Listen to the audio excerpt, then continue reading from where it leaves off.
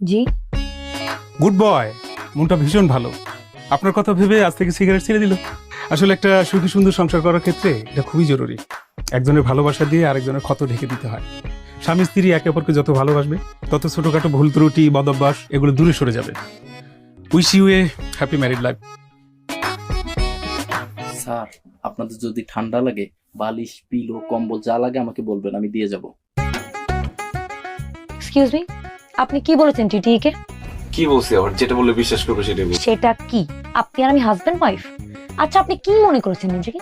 আপনাকে এখানে বসতে দিয়েছি তার মানে এটা না যে আপনি যাকে তাকে যে যা তা কথা বলবেন। আরে আপনি অযথাই রাগ করছেন। আমার কাছে তো টিকিট ছিল না, একটাই তো টিকিট, আপনার কাছে সেটা।